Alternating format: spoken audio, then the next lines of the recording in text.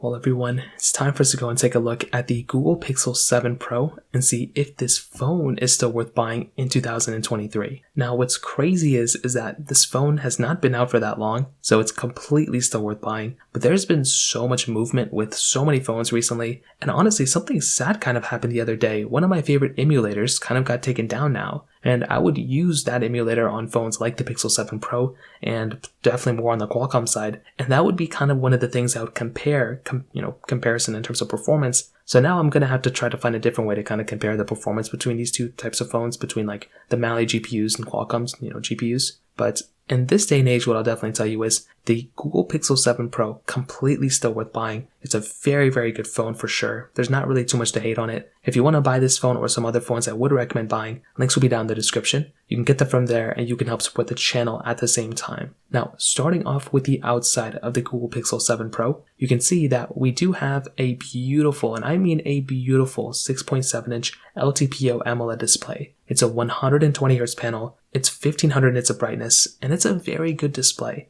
I've always liked it basically since day one.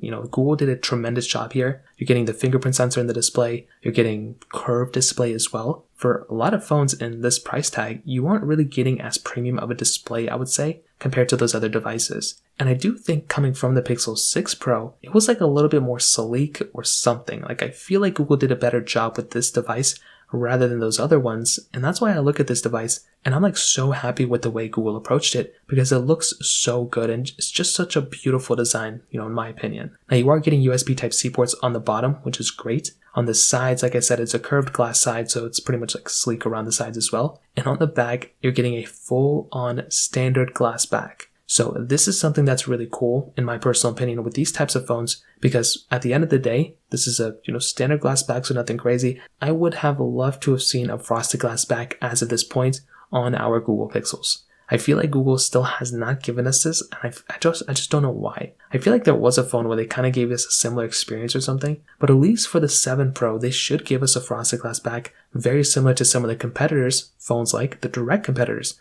iPhone 14 Pro Max, Samsung Galaxy S23 Ultra, OnePlus 11, the list goes on and on. So I'm hoping Google can take some initiative and make some improvements there, because that is going to be probably one of the most important things they can do probably the next couple of years, if I'm being honest, for like the design, not like for phones in general, but just the design of the phones. Some other things to kind of keep and take a note of, I guess. These phones do have IP certification, so that's really good. You also are getting wireless charging and reverse wireless charging from this device as well. So you do have that type of capability there, which is really awesome. And at the end of the day, this is a very, very good looking phone and it feels very good in the hand. Now, if you're comparing this phone, I would say against the 14 Pro Max, I think this phone on the front looks better, but I think the 14 Pro Max, the Galaxy S23 Ultra, even the OnePlus 11, all those phones look better on the back than this device. So once Google starts improving the back of these devices, which this one doesn't look ugly, but I'm just saying those ones look better, I think then the Google Pixel lineup will probably start becoming more of like a, oh my goodness, you have to buy this phone. Not only is it just feel almost like this phone,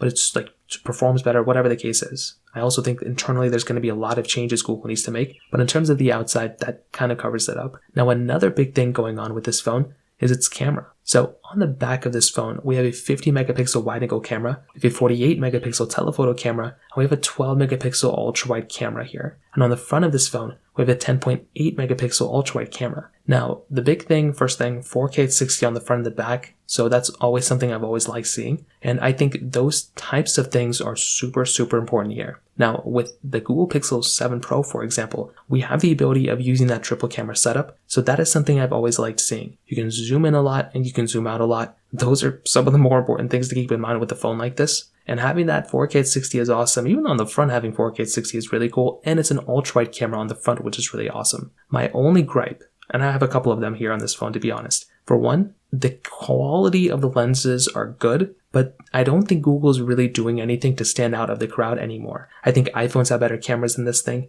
and I feel like Samsung's cameras from last year are better than the current generation, to be honest. So I feel like in terms of current generation of Pixels, not current generation of Samsungs. So I feel like there's kind of an issue there. I also feel like Google's not giving us too many features built in within this camera. Even Apple, they don't give us, too many features either. Samsung has probably knocked it out of the park and they've done it the best more than anybody else. So those are very important things, and when I look back, those are some things that I look kind of forward to looking forward. I'm hoping Google improves the camera quality and, adds more features, but that's been the number one issue I've had with these types of devices. So take it as you will, but in terms of the camera quality, that kind of covers it up there. Now, in terms of software and longevity, this is by far the number one reason why most people end up buying Pixels. For one, they depreciate like crazy, just like any other Android phone. But two, the software of these phones is very good. It's stock Android. You're getting quite a few features built into stock Android now. Not as many as One UI, but it's still improving. And you're getting day one updates almost. So as soon as an update comes out, this phone is going to be in line to get it. It's probably going to be one of the first in line as long as it's supported. The big thing too also to keep in mind is that if you've ever fancied yourself like installing a beta or anything like that, this phone is basically going to be up there. You're going to be able to install the betas of your phone on this device, and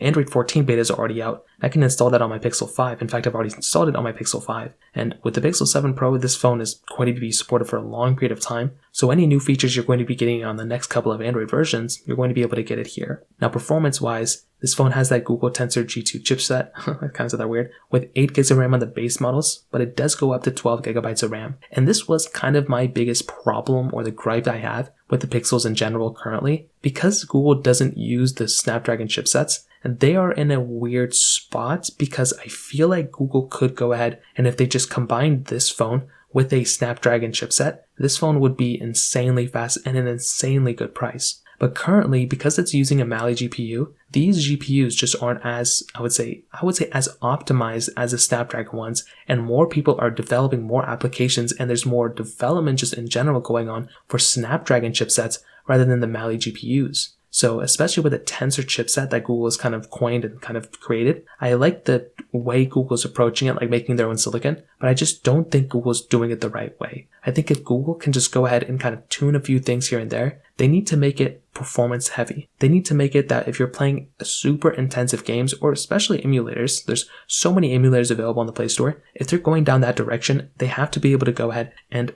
honestly, they have to be able to go ahead and be a direct competitor to the Snapdragon chipsets and not be a direct competitor to like the Snapdragon 8 series or like the 7 series chipsets. They need to be, they need to compete with the 8 gen chipsets, and I don't feel like they're doing that yet. So that's a big thing. I think performance-wise, everything else is going to be okay, but I still think there's a lot of improvements Google can make to make this device that much better. Now, I think another thing Google kind of needs to do here for the most part is probably, in terms of battery life. I think one thing, if I could just suggest one thing to Google, is I wish they would give us the ability of basically charging our Pixel Watch from our Pixel 7 Pro. I like the ability, that's a 5,000 mAh battery, that's massive, but I do think Google, we already have reverse wireless charging. Samsung allows us to charge up basically everything from our phone. I'm hoping Google ends up doing the same thing, because that will be a really awesome thing at the end of the day. So to kind of sum up this video, what I'll tell you is that the Google Pixel 7 Pro, I think, is an awesome phone. I think it's really cool. Is it perfect?